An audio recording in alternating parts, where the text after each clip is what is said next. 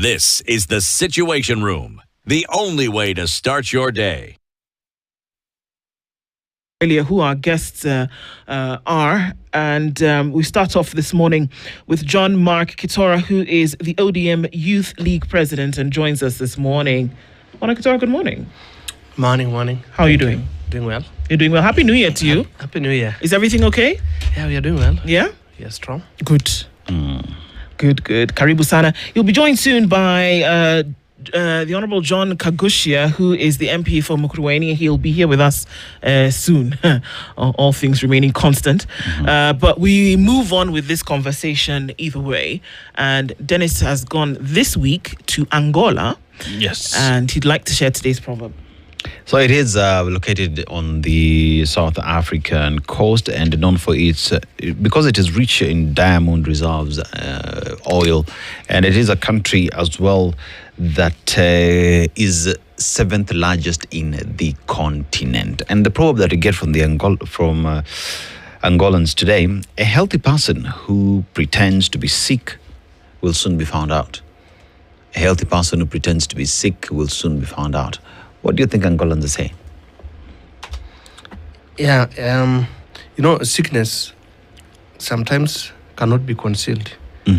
Just like good health. Yes. Because you see, you expected maybe to portray some symptoms.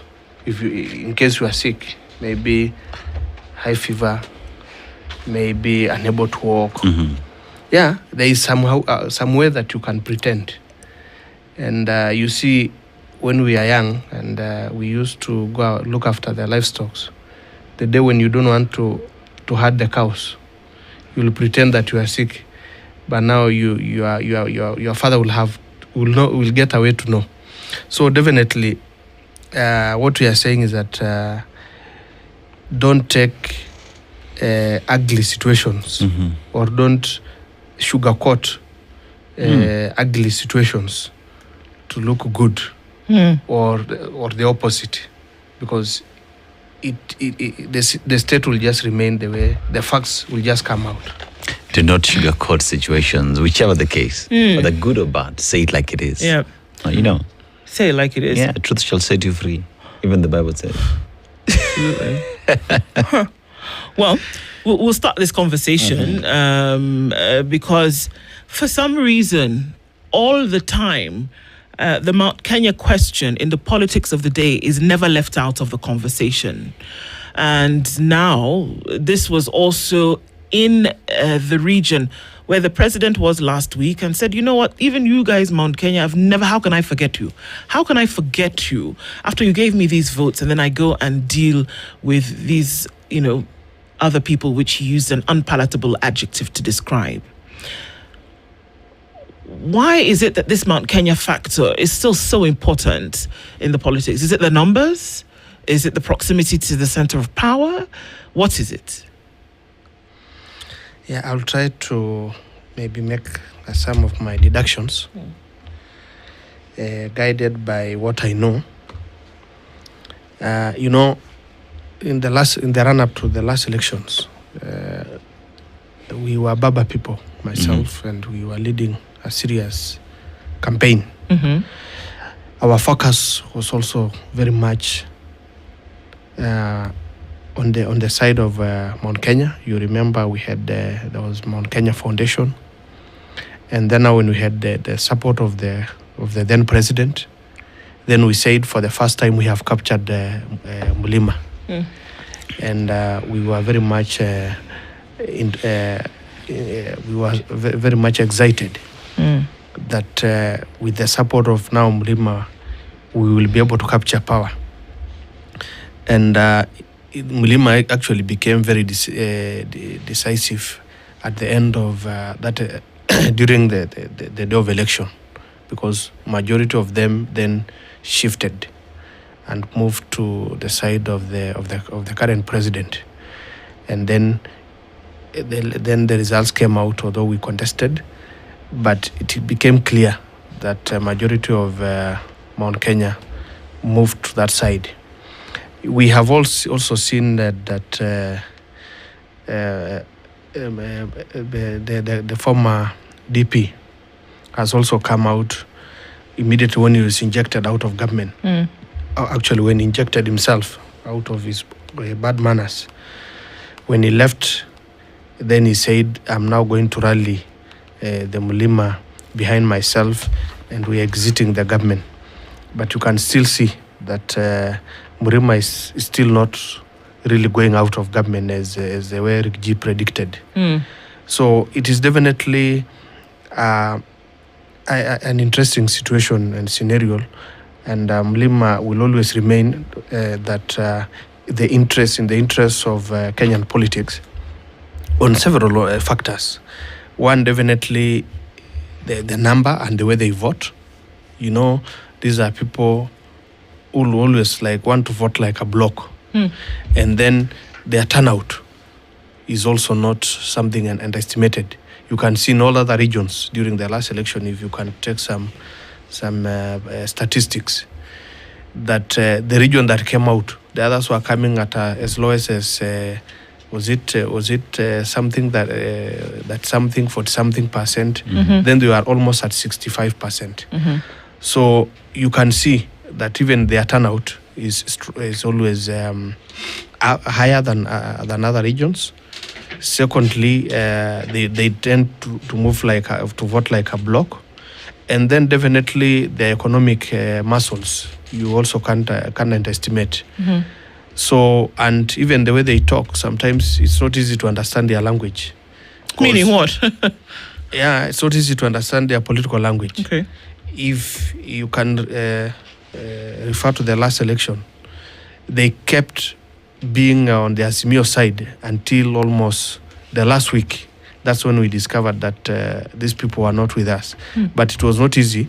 You cannot easily understand their political language, how they communicate themselves, because there is a way they communicate, and then the last minute they all agree, and you'll wonder how did they even somebody who lives as far as Turkana will be able to know, and when it comes from Lima, you'll be able to know this is the direction we are going. And you could be your neighbor, you could be your friend. You'll come to know the last day of election that Kumbe, these guys, they have been communicated, they have made their own decision. So that is how the Mulima equation is always very important to every election. Yes. Honorable John Kagushia, good morning. Good morning. Happy New Year to you. Happy New Year. How are you doing? I'm good. And thank you for having me here. Well, thank you for coming. Thank you. We were not sure if you're going to make it, but we're glad that you Definitely did. I was to make it. I was on the way, and I'm happy to be here. Karibu. Thank you for coming. Thank you. As you were coming in, you may have heard what Bwana Kitoro has said, and we're talking about the Mount Kenya, angle to all of this, that it seems to always be the ingredients that everybody wants to add to this political soup.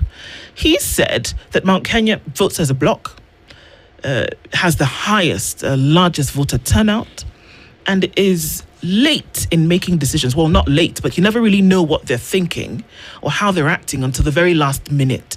And so that's why people go essentially and camp out in Mount Kenya during elections, because they need to be sure that they've convinced this entire voting bloc of this thing, so that even if they were to go away, they've already convinced them. Do you agree? Well, I agree with him on a few issues, but on others I don't. I agree with him to the extent that he says Mount Kenya votes as a bloc and has highest voter turnout. That is for sure. But Mount Kenya is one of the electorate that is very easy to understand. I do not think there is any coded language that Mount Kenya uses when it comes to politics. I don't think that Mount Kenya politics is what you'd call complicated or sophisticated. It's actually very, very, very simple.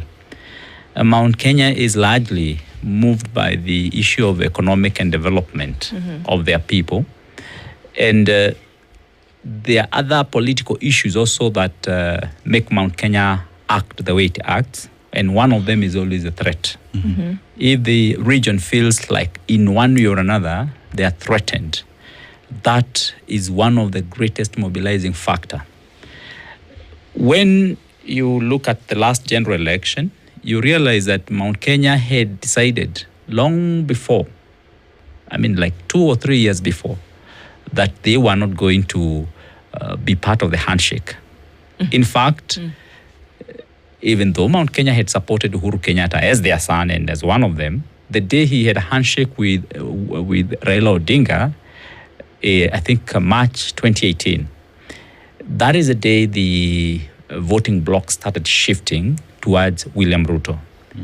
And that was quite early. In fact, it was just a few months from the main election in 2017. And that went on until 2022. But for some reason, many people did not believe. So I do not believe that Mount Kenya decided last minute. Mount Kenya was not Azimio. But Mount Kenya does not show sometimes on the face.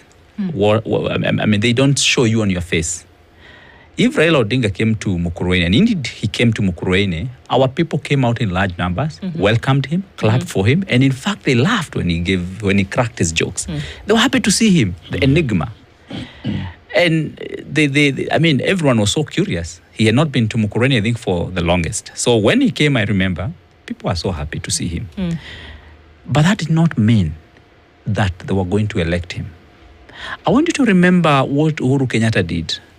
He had Sagana 1, and people went there in large numbers. He had Sagana 2. The turnout was even higher. And he had Sagana 3. It was even higher. And when he was there, Uhuru would actually talk to the Mount Kenya people in their native language, Kikuyu language.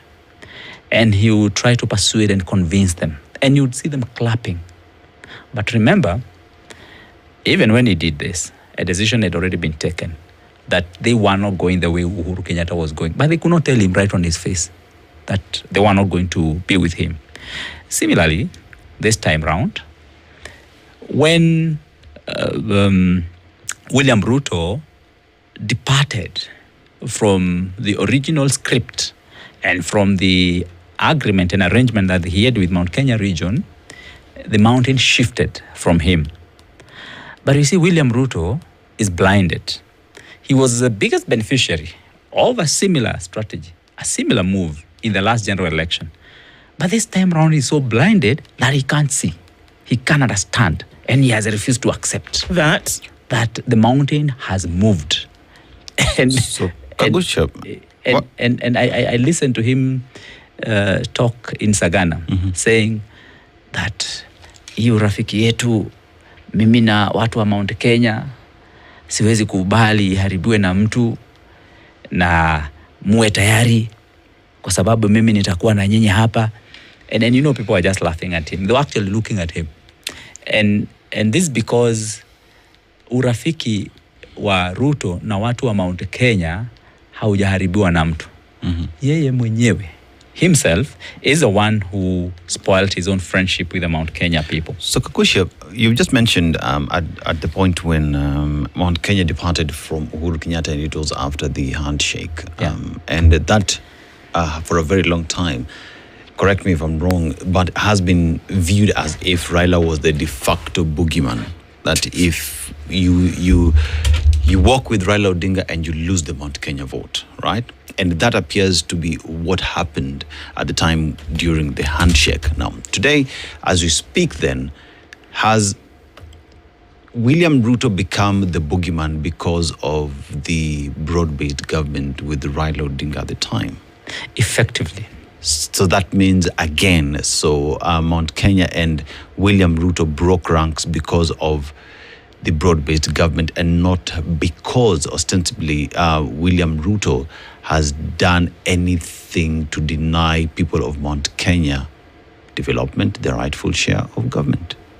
Is Raila Odinga the denominator in breaking ranks with Mount Kenya? Raila Odinga's boogeyman position wouldn't have affected the handshake in 2018 if William Ruto would have been included in it. The problem was the betrayal aspect.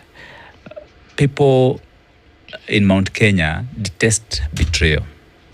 And when William Ruto had worked so closely with Uhuru Kenyatta in 2013 and 2017 to win both the elections, people felt like he was helpful to the mountain in that regard. And so they felt like they owed him genuinely and sincerely.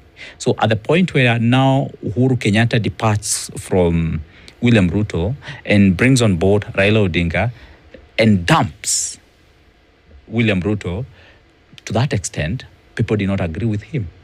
And they adopted William Ruto as their son. Okay. Immediately and effectively. Is he still their son? Now, he was their son, and they devoted all the votes to him until when William Ruto did exactly the same thing that Uhuru Kenyatta did. William Ruto betrayed and chased away Rigathi Gachagua, who is a Mount Kenya son. I want you to look at it this way. When William Ruto, who was not really a son of Mount Kenya, was chased away, the people of the mountain revolted. How much more then would you expect them to revolt when their own son is chased away and betrayed? It's interesting that you say this because, I mean, Ketora, I can come in here as well, because it would appear to me that it is these people that can be sold a narrative and they pick up on it very quickly. And so then one would ask, how does that play out in the politics? Because we cannot run away from the fact that Raila Odinga was sold to the people of Mount Kenya as a parasitic politician for years. That the imagination of people about Raila Odinga was sullied long before the man could even step into Mount Kenya. That was the case. And here again, a different narrative about him then was sold by some of the same people who sold the anti-Raila narrative, sold now a refreshing narrative of Raila Odinga. Mount Kenya people picked it up when he was bad. Mount Kenya picked it up when now he was suddenly good. Mount Kenya picked it up when William Ruto was dumped by Uhuru Kenyatta. Mount Kenya still picked it up when Ruto came back and said Gachagua is bad. I mean, it would appear as though the Mount Kenya people will go wherever the wind goes. Ketora?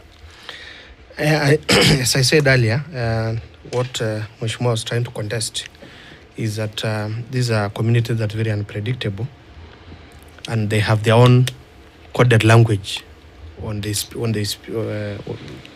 which they address it to politics. Definitely. This is a community that was for a long time, in a way we can say, they were somehow radicalized against the narrative of Raila Odinga.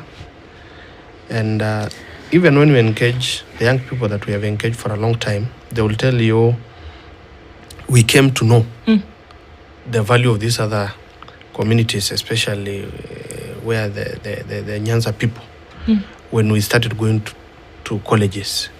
But there down in the villages, we were really scared. We thought these were like animals. These were like animals. We were very scared about them. But once we get into colleges and we start interacting with them, we realize that these are indeed good people. They are just as good as we are. So there is that narrative that was really entrenched into the hearts of very many people in their villages.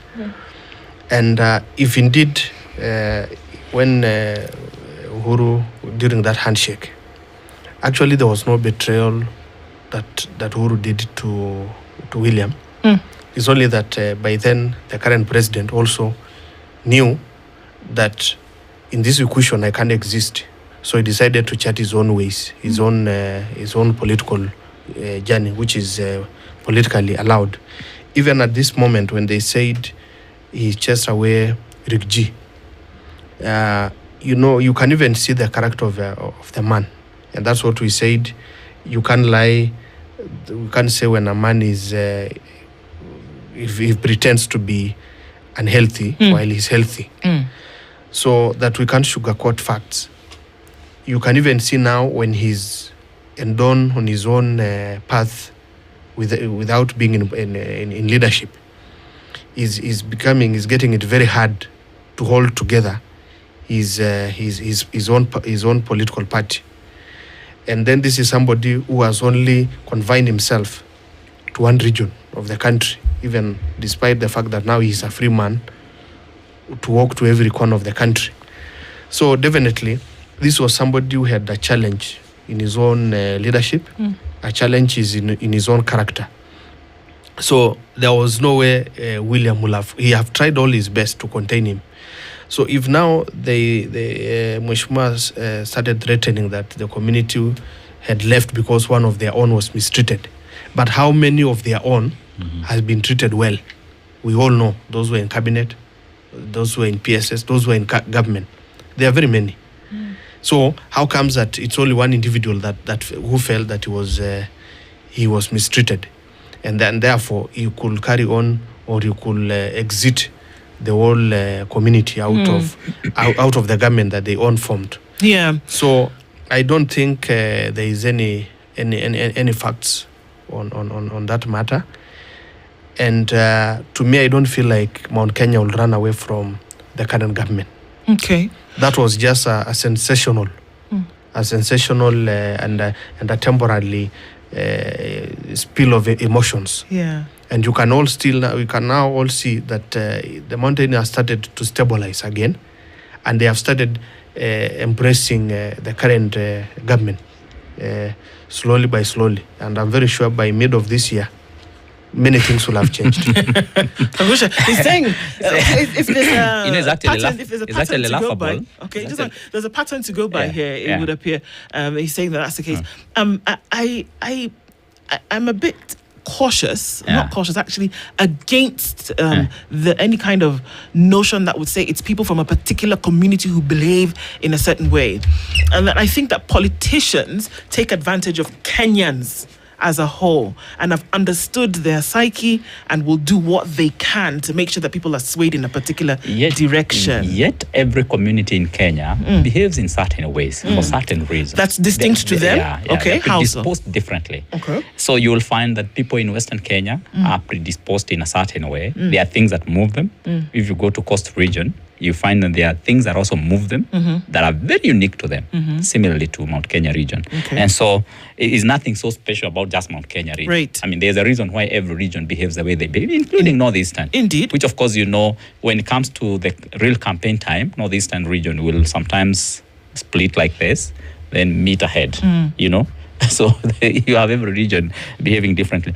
But again, what makes me interested in what my brother here says is the way he talks about Rigiji in terms of how he was chased out of government. And the kind of language I have heard from him is the same thinking that propelled William Ruto in hounding out Rigathi Gachagua, that we will chase him away, and because it's just one individual, he will fizzle out, and within 2-3 weeks, nobody will recognize him, even in the streets of Nairobi. You remember those remarks? That is exactly what he's saying. So they can't just understand it. And I don't blame him. Sometimes they can't just understand how the Mount Kenya region mobilizes and how it must always have a glue on which it sticks. And that glue for now is Rigathi Gachagua. Okay. And this happens, interestingly, even for those people who may not like him. They know that he still remains the glue. And that aspect of remaining together becomes so important for everyone. So you'll hear someone say, I don't want him to be the president, but he is our glue now, so we follow him. Are you getting? Others are like, can he be the president? So that is it. The issue of that Mount Kenya is now stabilizing is the same reason why my brother here says that Mount Kenya was always in Azimio until the last minute. My brother will be in shock. That stabilizing factor, you think, is because now you can see smiles. Something happened that has not happened in Mount Kenya for a long time. Mount Kenya erupted, literally erupted. And this normally does not happen. Mount Kenya keeps quiet. When you step on them, they absorb, but they don't erupt. Okay. And that's what I was saying, even when Raila Odinga was a boogeyman, so to say, he would still be accepted and he would come to Mount Kenya region and people would be happy that he came. But at some point, because of what happened during this Rigathi Gachagua ouster and all that, the mountain literally erupted. So what is happening now is that the eruption the volcano may have calmed down. And once it calms down, it doesn't mean that the volcano never happened. It doesn't mean that the mountain didn't form. So the people will stabilize, the people will calm down, but what is in their heart, they all know. And even like now, I had 1,550 people from Mukurweini constituency who went to Sagana State Lodge. And I can tell you, some of them were trying to excuse themselves, to explain themselves, that Mheshimiwa, don't worry, don't even talk about this. We are going, but we know what we are doing. And even when you listen to them in the villages, when they are in church, when they are in Maombolezi, you will hear what they are saying. Yeah. So the issue of stabilizing, okay, but it's also good because then it also gives people hope. And of course, we like this hope with William Ruto that he can always win back the mountain, because that also helps us to also keep getting something. But the issue of... it's interesting that you slipped that in at the very end. So, the issue of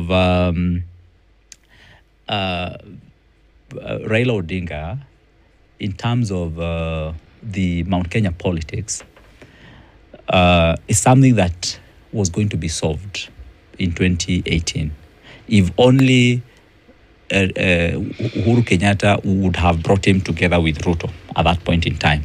And you can see eventually still Uhuru Kenyatta was still able to convince a whole 1.1 million people in Mount Kenya region to vote for Raila Odinga.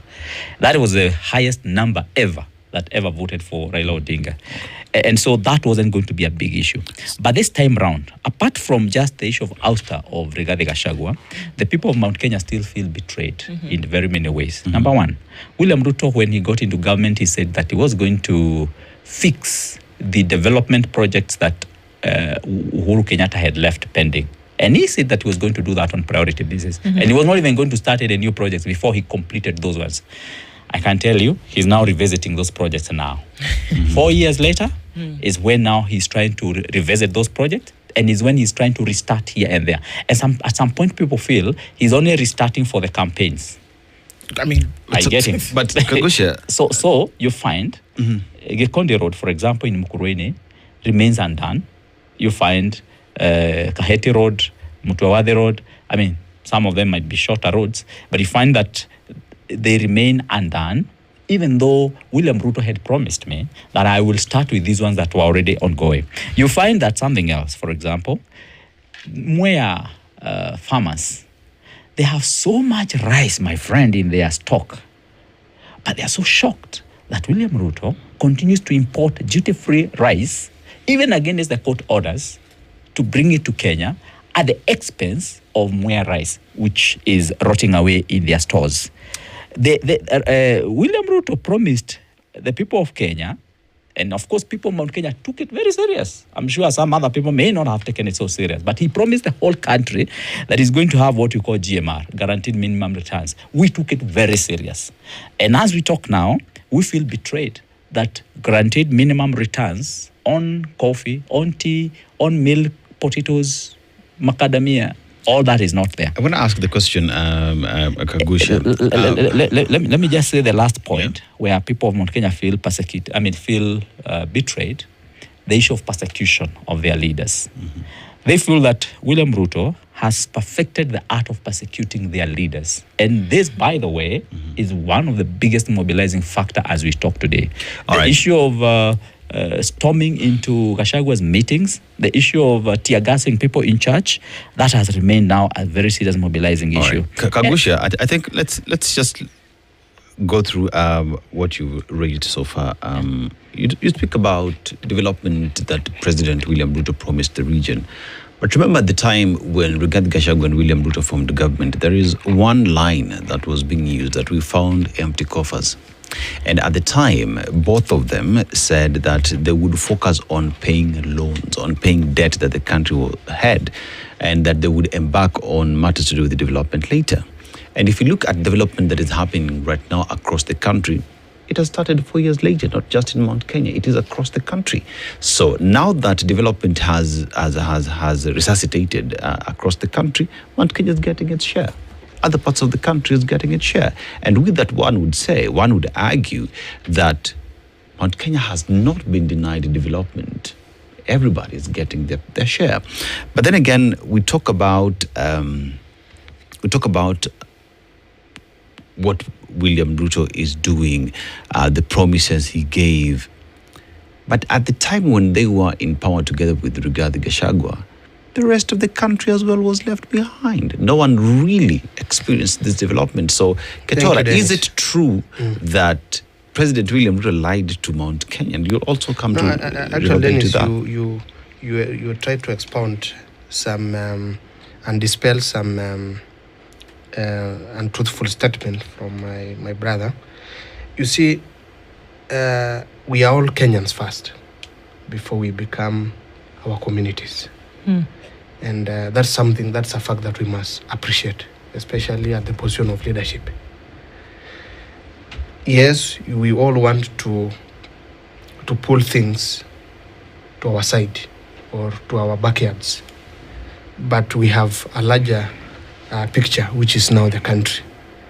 When you hear Mheshimiwa saying rice in Maya being thrown away and another one is being imported to the country while there is another one, those are just statements that could be said, but I don't think it is very factual, because there is a whole process.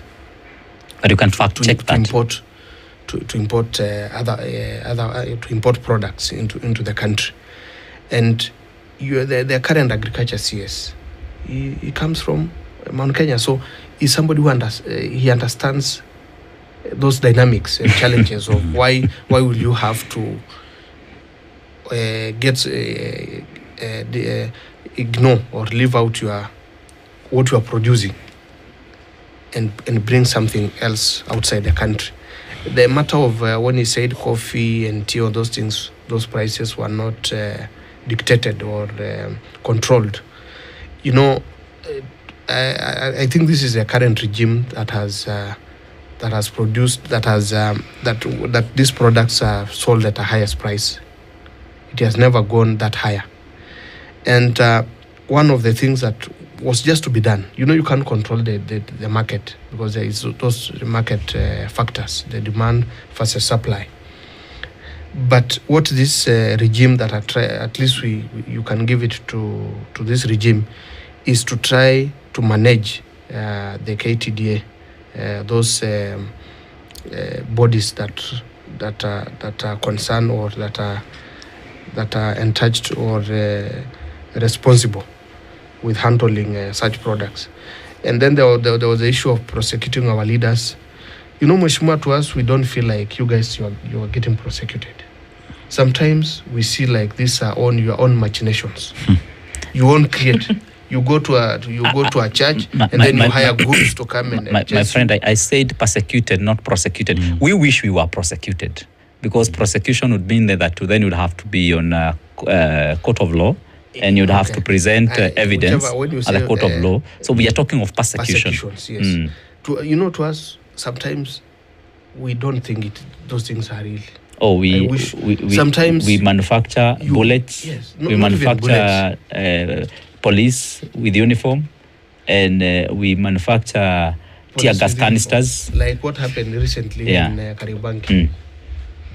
That was your own machinations. Can we say that without? We bring police. If that was the case, to what, Ketora? Police only came in because if we came in after now you guys to cool the situation.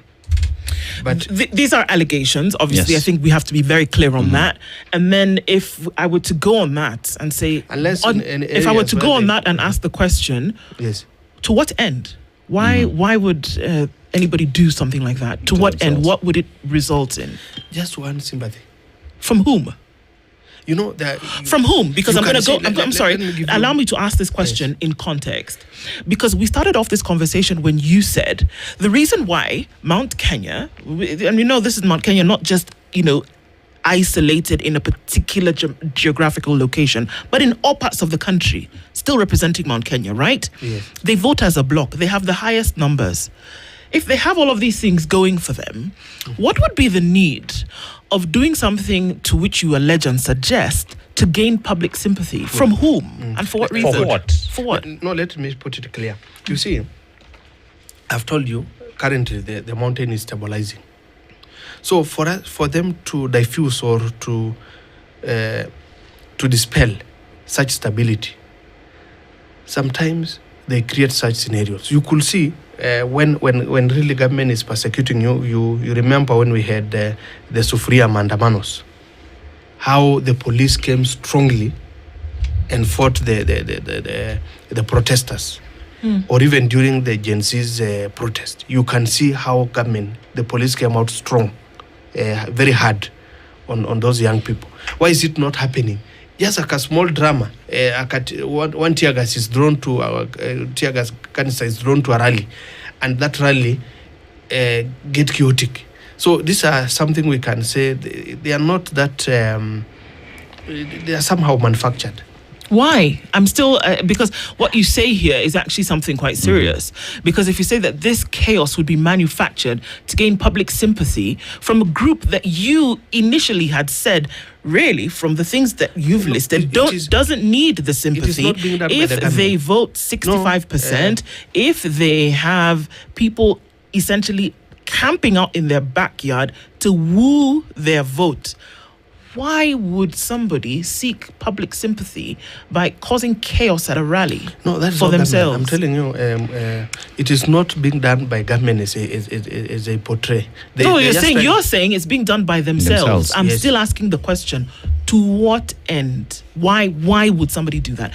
I can see, crazy as it sounds, the reason why somebody would, for example, kidnap themselves because they wanted to see. But you have also had that one. No, I am telling you, I can understand that. Yes. Why, as crazy as it seems, because maybe you want to understand. Okay, are people really feeling me? Do people really feel the impact of my presence? Yeah. Right.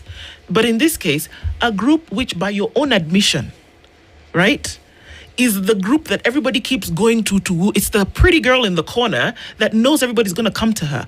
Why would she then cause harm to herself when she's at an advantage all the time? Why would she do that? No, actually, the scenarios are very few where their rallies were being disrupted. And you will want to ask yourself, the Honorable Kalonzo is also in opposition. Honorable Matiang'i is also in opposition. Honorable Eugene Omalwa is also in opposition. Why is it that their rallies are never, or their events are never disrupted?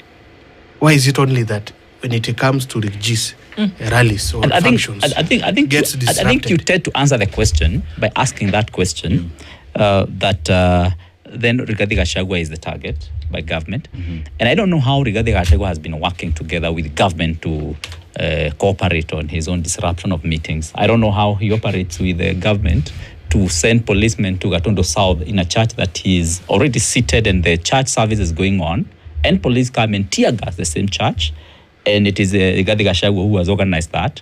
I don't know how it happens that Rigathi Gachagua organizes with the government that when he is in Kariobangi in a church seated and the service is going on, the police come and tear gas that church. Well, if they are not police, where did they get tear gas from? Where did they get guns from? Where did they get bullets from? So that is folly in some of these arguments, and that's why sometimes I think we don't need to give these arguments so much attention, because they are not arguments that can really stand. On the issue of rice, I would want to advise my brother here to just check what is happening in government today. The government was given a court order in Kirinyaga barring the government from imports of rice, but they have actually imported rice in Kenya. If you look at the Daily Nation today, I think, you will actually find that Bandi is on the receiving end because of having disobeyed court orders, and he has imported rice. And the issue of the CSs from Mount Kenya, that's a story for another day. I don't think it's a story that we want to engage today, because nobody in Mount Kenya feels them, by the way, and nobody in Mount Kenya feels represented. Today, as we talk, I'm trying to really work very hard to have the road connecting my CS, Mutahi Kagwe's home to Tarmac. I mean, just about 4 kilometers. Yeah, he's been there now for I think 1.5 years in government, but it's still not fixed. Yeah, even though so much is happening. I mean, other people are having their roads fixed, going to their homes. You have had the president priding himself that if you are in government today, you should be able to fix a road going to your home. And such, and we understand like what is happening in Taita Taveta's his farm, what is happening in Sugoi, and also what is happening in Dabibi, in Nakuru, in his own farms. He's fixing that, and that's why he can understand why Kalonzo Musyoka will not have fixed a road to his home. Now, we have. It is not the job of the member of parliament to fix roads, Kagushia. It is. It's not your job. No.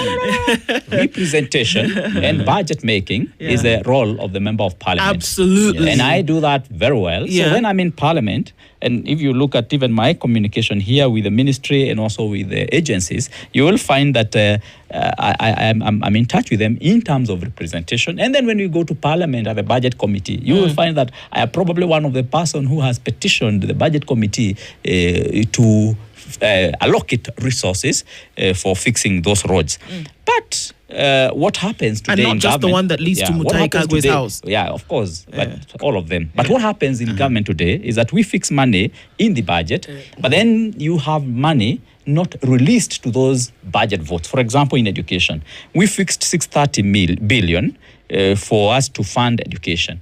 But when you look at the amount of money that is being released by the exchequer to this docket, to this vote, is just about 400 billion or so. And what is happening to the balance? The balance is released to other ministries like Interior, like DOD, NIS, like special programs. And what is happening to that money? It is used to bribe Kenyans. What you saw being given in Sagana State Lodge is coming from budgets from essential areas, which is taken to non-essential areas. And you see, the votes are made big in most of those areas. So you find that the money which is released is the one that is going to help to try and soften the hearts of Kenyans in other areas, politically speaking. So, but you asked about betrayal, and you're asking if the betrayal is just about Mount Kenya. You see, I'm only referring to the Mount Kenya aspect here because that is the topic of the day. Otherwise, the issues I'm raising here are largely not just affecting Mount Kenya, they're affecting Kenyans. But how does Mount Kenya interpret them? And that's why we said different regions interpret different things differently. For example, today as we talk, you are aware that 700,000 grade 9 students have not reported to school. And why is it so? Because Kenyans first don't have money. The money in their pocket, as they had been promised by William Ruto, is not there. That is another point of betrayal. Are you getting? Number two, government has concentrated on this issue of systems. It's investing rather too much money in changing one system to another. You know that we have had NEMIS that has been working pretty well. But government had to change that NEMIS so that can bring in another system that is going to pay for. And of course, you know there are profiteers in this. So now government has changed to chemists. This chemist thing has made it impossible for students, for example, to shift from one school to another. And that way, you have so many students who are still hanging, not accepted in schools. Like I know a school where I have about 14 students, and it's a day school, 14 students are at home. They can't go to school because the system cannot detect them. You mentioned earlier that the cabinet secretaries that come from the region are not being felt. Although have 2 points which I have. Are not being felt by the region. Yeah. What will it take for Mount Kenya to fill all the cabinet secretaries? Because at the end of the day, cabinet secretaries are meant to work for the people of Kenya, not just Mount Kenya. So when you say you do not feel once again, which cabinet secretaries does Mount Kenya feel today as we speak? Once again. And why would that be the case? Once again, I want to say I'm referring to the Mount Kenya region because that is a discussion on the table today. I just ask a simple question, but because you said what I say about Mount Kenya are not being felt by Mount Kenya. So which other cabinet secretaries are being felt by Mount Kenya? I can rephrase that. Cabinet secretaries are not being felt by Kenyans. Even William Ruto himself is not feeling his cabinet secretaries. He has many times said that his cabinet secretaries are incompetent. and they do not understand their job. And so you can understand when I say that Mount Kenya people are not feeling these cabinet secretaries. It's not just the Mount Kenya cabinet secretary, it's all of them. But indeed, the whole of the country is not feeling these cabinet secretaries. And at some point, one person asked, how is it possible that a president can have so many incompetent people in one room, in one government? How did he even manage this? So we say we have a problem there. Take for example, the cabinet secretary, for example, now in areas to do with education, although Ogamba is found most of these programs running. So I wouldn't really just want to accuse him as a person, because he found some of these programs running. And really, some of these programs are even not his. Some of these programs had been made way before even this government was formed. William Ruto had these programs and he knew what he wanted to achieve in this government. And he hit the ground running, by the way. Look at the issue of university students.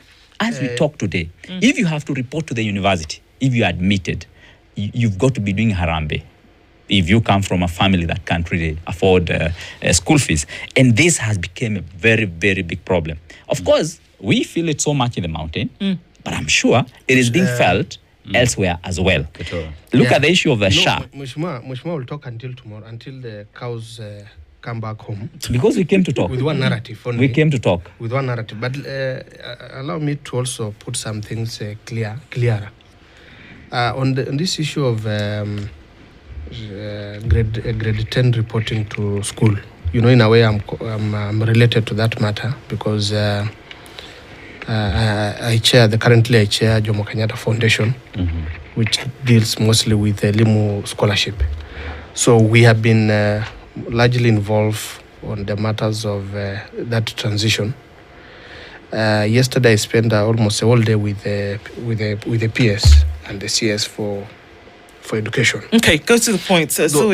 Those challenges, they are sometimes they are even beyond what Mheshimiwa is saying, and it cannot be largely attributed to the current administration. It's only that it's a challenge that is there. And the issue of economy, you see, no matter how much will the president work now, and even whoever will come, the issue of the economy of the livelihoods and the economy of the Kenyan people is something that is diddling, and mostly we attribute it to climate change. Because now when you look at the people from Northeastern, they have not received the rain for the last almost a year. And these people, their livelihood mostly is dependent on livestock. So even to sell a livestock now for them to get a child to go to school is a big challenge, because all animals are macheted. And now you want to tell the William Ruto, go and solve that problem for every individual that but is Ketora, there. when you talk about sorry, when you talk about confused. the very same issue, I'm sorry, Dennis. I just want to clarify. Yeah. Did you say that the reason why there's 750,000+ students out of school is because of climate change? Not necessarily climate change. I just wanted to be clear that that's what you said. No, I'm just saying there are a lot of factors that you cannot solve it in a minute. but education was budgeted for by Parliament. And this money ought to have gone to school. The government of Kenya knew there was grade 10 and transition would happen. You see, it is the government of Kenya that failed to put its house in order to ensure that every child transitioned to school. It is not about climate change. And even when you talk about climate change, the government of Kenya received prior forecast on what was to come. They did nothing about it. You can't really blame it on climate change. I'm trying to be but the government's preparedness, lack of preparedness to handle the issues, Ketora. No, that could be there. But there are also other challenges. He also says that it is those other more other challenges that are there, because you see now for you to have a child to go to school, that child, there are a lot of requirements that he needs, and that is where the challenge is coming from. Most parents may not be able to afford to get those children. The fees could have been paid through capitations and all that, but there is a role that capitation is not getting to school, Ketora. Not to me, I think it is there. It is not. No, okay. It is not. Okay, anyway. Because if we get into this, we are going to go past 8 o'clock, and I think it's very clear some things that that was the proverb today, that you cannot say things that are not the case. There was the other issue that he brought out on rice, and he was very sensational on it. Mheshimiwa, there are some things that cannot be left unchecked. Because the moment when you have demand going more higher than supply, then you'll not be able to afford any rice.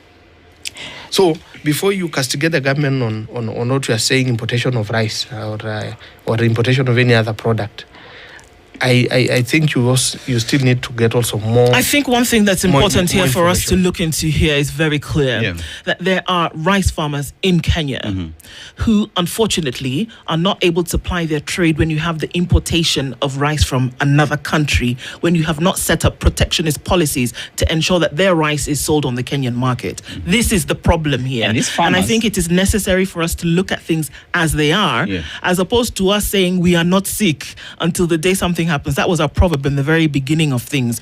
So where our support may want to wax lyrical in one direction, it's important for us to look at the situation. And the farmers have gone to court and argued their case. They have said we have so much rice. Before you import, let us first of all discuss about this rice that we have here. I'm going to give you 30 seconds, Kagusha. But it's also very surprising that Getora says that this problem of 700,000 students who have not gone to school cannot be attributed to this current administration. So I don't know whether we are supposed to address it using the last regime or the incoming regime, these 700 students. And I don't know whether they will be able to wait for that.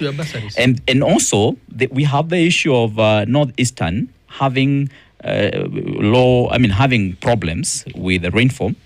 I'm wondering, why is it that you have taken all the food to Mount Kenya region, rice and beans, to Mount Kenya region, which has been receiving pretty good bumper harvest, ignoring the plight of Northeastern people who are dying of hunger?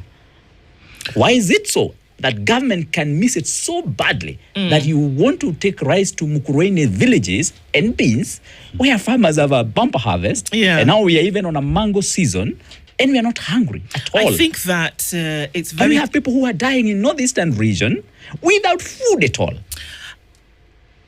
And I think it's very clear from conversations like this why we must have conversations like this.